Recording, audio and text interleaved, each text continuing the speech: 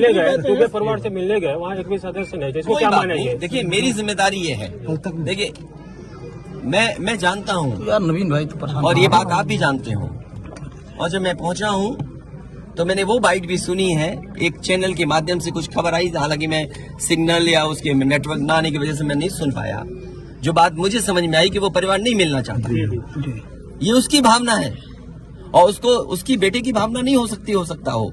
कुछ ऐसे नेता हैं जो उसको समझा रहे होंगे कि तुम मत मिलना, तुम उनको नीचा दिखा दो, अपमानित कर दो। सवाल ये नहीं, हम किसी के भी दुख में शामिल होने आए हैं। इसीलिए मैंने कहा, आपने जब बुलडोजर से किसी की माँ और बेटी को जला दिया गया और बुलडोजर चल गया, आप उस परिवार के उस बेटे से मिलने नहीं गए।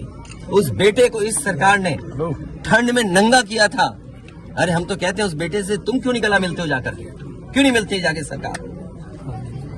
यूपी में बीजेपी मैं आर्थिक सहायता इस परिवार की भी, और अगर वो परिवार कहेगा तो मैं उस परिवार की भी मदद करूंगा।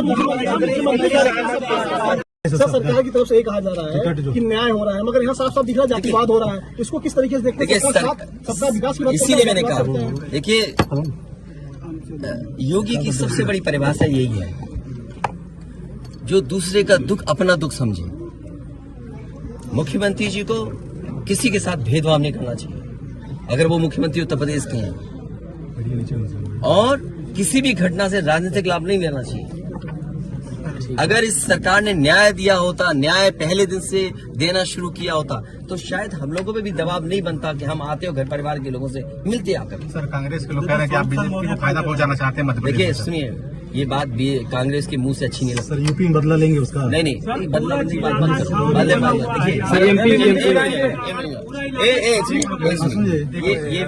ये विषय इसलिए मैं नहीं उठाना चाहता हूँ कि ये हमारे लिए देवरिया कांड बड़ा विषय है।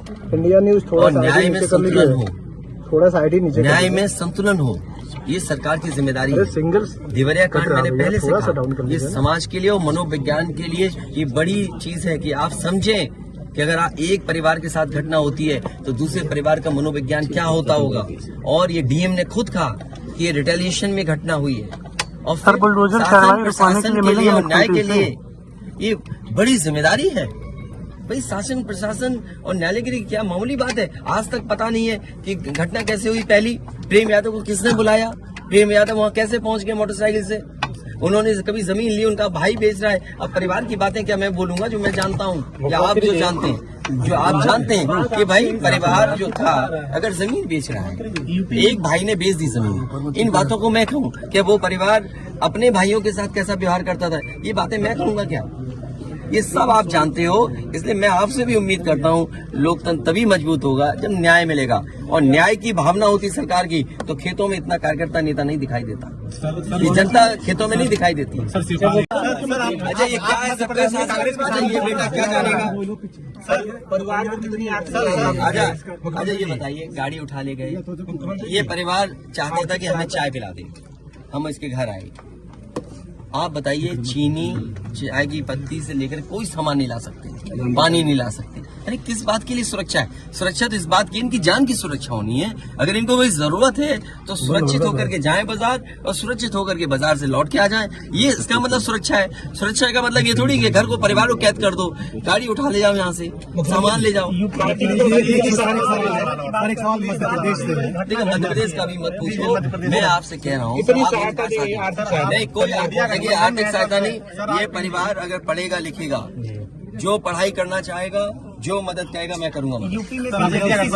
इस परिवार की हम मदद करेंगे, और मैं सरकार से कहूंगा कि अगर वो सरकार मदद करती है तो दोनों परिवार की मदद करें। सर जो इंडिया गठबंधन में मध्य प्रदेश